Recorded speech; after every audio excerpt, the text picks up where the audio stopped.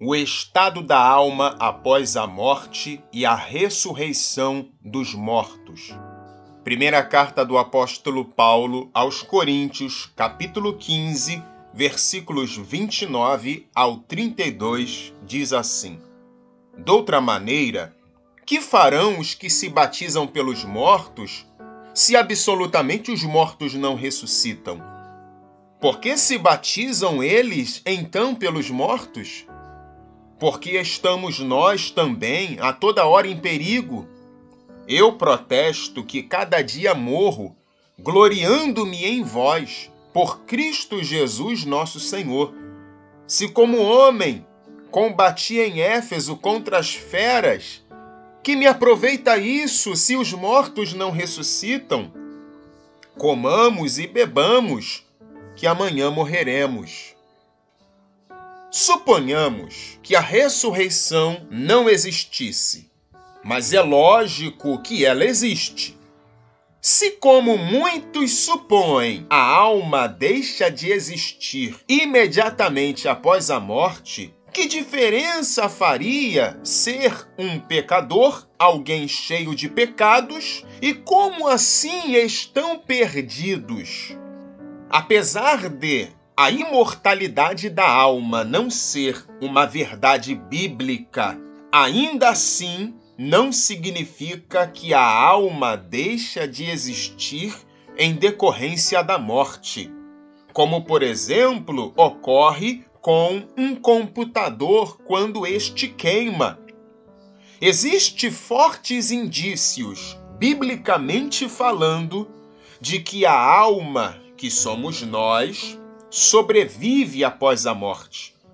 Tais almas não ficam vagando pela terra na condição de almas penadas ou de fantasminhas camaradas.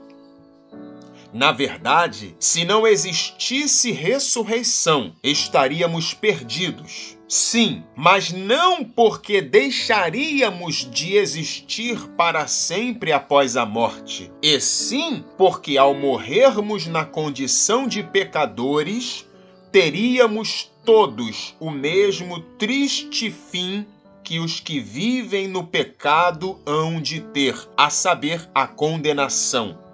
E já que é isso que espera a todos os seres humanos por não existir ressurreição, então Paulo declara: vamos comer, vamos beber, vamos aproveitar bem a vida, porque logo logo morreremos, e quando isso ocorrer, estaremos definitivamente perdidos, pois experimentaremos todos nós a condenação da parte de Deus. Se morremos na condição de pecadores não justificados por não haver ressurreição, então nosso fim ao morrermos será semelhante ao fim do rico da parábola contada pelo Senhor Jesus. Em Lucas capítulo 16, versículos 22 a parte B e 23 a parte A, nós lemos: E morreu também o rico e foi sepultado, e no Hades ergueu os olhos, estando em tormentos, e viu. Mas, como existe sim ressurreição dos mortos, e sim Cristo ressuscitou dos mortos, então esse terrível fim se restringe apenas aos que vivem na impiedade e sem Deus e sem Cristo no mundo, pois estes são pecadores não justificados, ao contrário daqueles que creem que são pecadores lavados e remidos e justificados pela graça através da fé. Fé esta no Cristo que morreu e ressuscitou dos mortos. Estes não justificados e sem Deus e sem Cristo no mundo serão ressuscitados no juízo final para, diante do trono branco, saberem o porquê foram para onde foram e para saber o porquê irão para onde irão, recebendo assim a plena recompensa.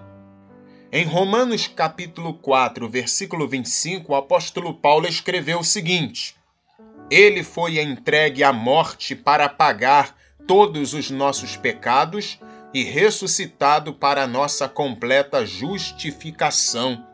A única coisa que poderia diferenciar uns dos outros no mesmo lugar para onde todos iriam seriam a quantidade, o tempo, a intensidade do castigo experimentado no lugar de tormento, representado pelos açoites mencionados pelo Senhor Jesus, que hão de receber tanto os que souberam a vontade de Deus, mas fizeram coisas dignas de açoites, quanto os que não souberam a vontade de Deus e fizeram coisas dignas de açoites, nos mostrando assim o quão justo é este Deus, que pune em justa medida e que não sente prazer em ver o sofrimento alheio, o sofrimento do ser humano criado por ele mesmo, a ponto de estender tal sofrimento por período sem fim, ou seja, por toda a eternidade. Deus não é sádico. Deus não sente prazer na dor e no sofrimento de alguém. Nós precisamos entender isso de uma vez por todas. Na primeira carta do apóstolo Paulo aos Coríntios, no capítulo 15 e no versículo 19, na Nova Versão Internacional, nós lemos o seguinte: Se é somente para esta vida que temos esperança em Cristo, somos de todos os homens os mais dignos de compaixão. Se Cristo não ressuscitou, por não haver ressurreição dos mortos, e nós dedicamos praticamente toda a nossa vida em prol de uma esperança que neste caso seria falsa, então realmente somos os mais dignos de compaixão por parte das pessoas à nossa volta. Em 1 Tessalonicenses capítulo 4, nos versos 13 ao 15, nós lemos o seguinte: Não quero, porém, irmãos, que sejais ignorantes acerca dos que já dormem, dos que já morreram, para que não vos entristeçais como os demais, que não têm esperança. Porque se cremos que Jesus morreu e ressuscitou, assim também aos que em Jesus dormem, Deus os tornará a trazer com ele. Dizemo-vos, pois, isto pela palavra do Senhor, que nós, os que ficarmos vivos para a vinda do Senhor, não precederemos os que dormem, ou seja, aqueles que já morreram. O apóstolo Paulo enfatizava em suas cartas claramente a ressurreição dentre os mortos, bem como também a importância desta em suas cartas. Em 1 Coríntios 15, novamente, nos versículos 12 ao 18, está escrito: Ora, se prega que Cristo ressuscitou dentre os mortos, como dizem alguns dentre vós que não há ressurreição de mortos? E se não há ressurreição de mortos, também Cristo não ressuscitou. E se Cristo não ressuscitou, logo é vã a nossa pregação, e também é vã a vossa fé. E assim somos também considerados como falsas testemunhas de Deus, pois testificamos de Deus que ressuscitou a Cristo, ao qual, porém, não ressuscitou, se, na verdade, os mortos não ressuscitam. Porque se os mortos não ressuscitam, também Cristo não ressuscitou. E se Cristo não ressuscitou, é vã a vossa fé, e ainda permaneceis nos vossos pecados.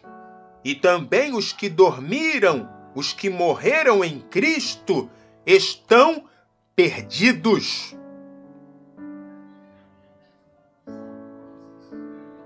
Logo, na morte, nós, que vivemos em função da esperança da vida eterna, não iremos para o mesmo lugar que os ímpios, que os sem Deus e sem Cristo no mundo irão, porque estes vivem sem esperança da vida eterna.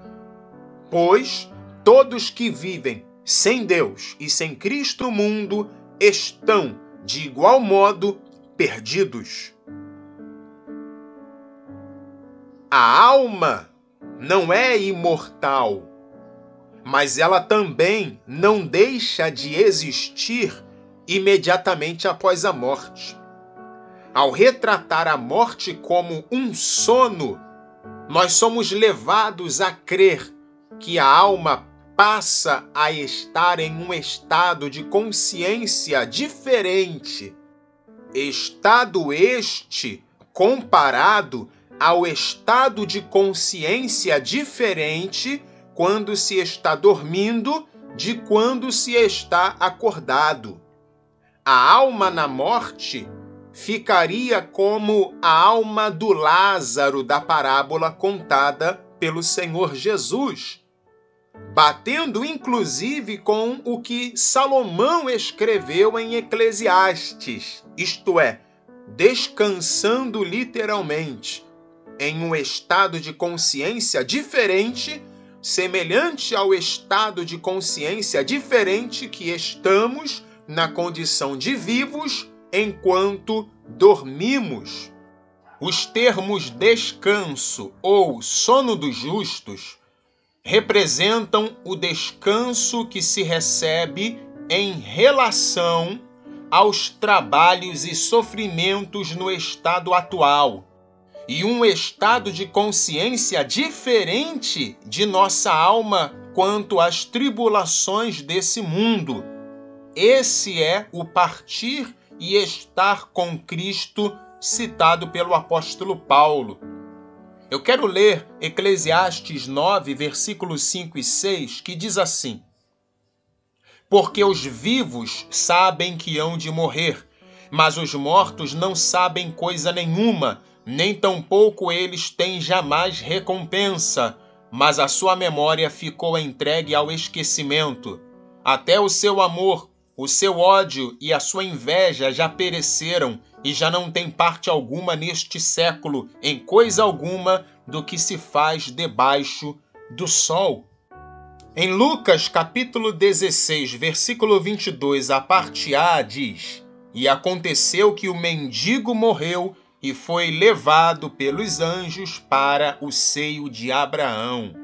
Filipenses capítulo de número 1, versículo 23, o apóstolo Paulo escreveu: Mas de ambos os lados estou em aperto, tendo desejo de partir e estar com Cristo, porque isto é ainda muito melhor.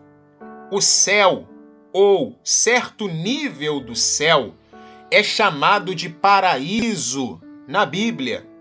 Em Lucas capítulo 23, versículo 43, passagem bem conhecida, nós lemos o seguinte: E disse-lhe Jesus, em verdade te digo que hoje estarás comigo no paraíso. 2 Coríntios capítulo 12, versículo 4, o apóstolo Paulo escreve: Foi arrebatado ao paraíso e ouviu palavras inefáveis, de que ao homem não é lícito falar.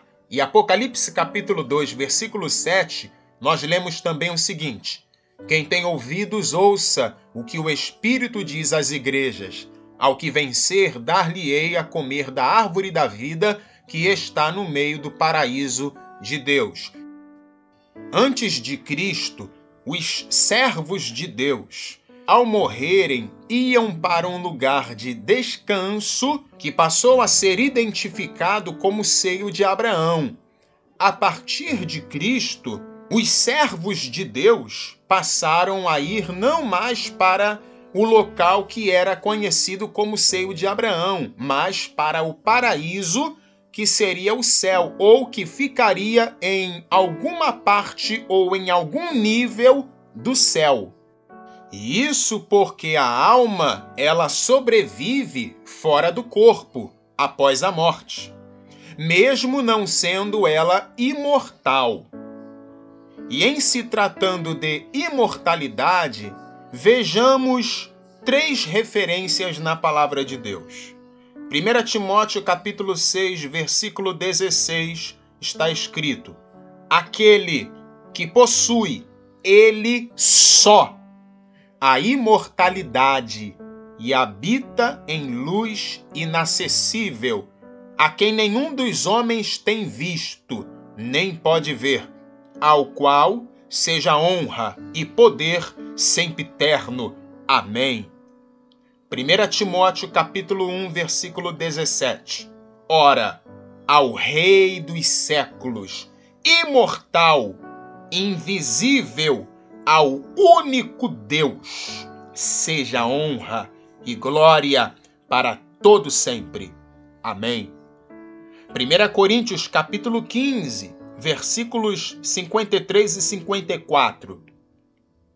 Também está escrito: porque é necessário que isto, que é corruptível, se revista da incorruptibilidade, e que isto, que é mortal, se revista da imortalidade. Mas, quando isto, que é corruptível, se revestir da incorruptibilidade, e isto, que é mortal, se revestir da imortalidade, então se cumprirá a palavra que está escrita: tragada foi a morte na vitória. Segue um trecho de uma matéria da revista Super Abril. Abre aspas. Os sentidos funcionam enquanto dormimos? Por Redação Mundo Estranho, 4 de julho de 2018, 20 horas e 10 minutos. Publicado em 18 de abril de 2011, às 18 horas e 55 minutos. Antigamente, a crença era que os sentidos se desligavam enquanto dormíamos, mas testes recentes indicam que as regiões do sistema nervoso central, responsáveis pelo tato, visão, olfato, audição e paladar, recebem estímulos nervosos normalmente, afirma o neurologista Sérgio Tufik, da Unifesp. Acontece que, durante o sono, as áreas do cérebro que interpretam as informações do mundo exterior ficam menos receptivas. Por causa disso, as reações do dorminhoco são bem mais reduzidas. A pessoa sente tudo, mas, como está em um estado de consciência diferente, suas respostas aos estímulos serão menores, diz Sérgio. O link da matéria da Super Abril vai estar na descrição, caso você queira acessar e ler toda ela. Sendo assim, qual é o estado da alma, especificamente falando dos justos após a morte? É um estado de consciência diferente que pode ser comparado ao estado em que nós nos encontramos enquanto estamos dormindo, ou seja, um estado de consciência diferente. Já o estado da alma dos não justificados após a morte seria diferente, pois seria comparado ao estado da alma do rico após a morte, que era um estado diferente do estado em que estava a alma de Lázaro após a morte. E qual é a importância da ressurreição dos mortos? Se não existisse ressurreição dos mortos, nós ainda seríamos pecadores não lavados e remidos pelo sangue do Cordeiro, não justificados e, consequentemente, ainda estaríamos debaixo de condenação e teríamos o mesmo fim que aqueles que morrem sem Deus e sem Cristo, não justificados, têm, ou seja, a condenação. Na verdade, todos estariam perdidos, inclusive Abraão, Isaque, Jacó, Noé, porque todos estes foram pecadores na face da terra. A única exceção seria realmente Cristo, que não cometeu pecado algum durante toda a sua vida sobre a face da terra.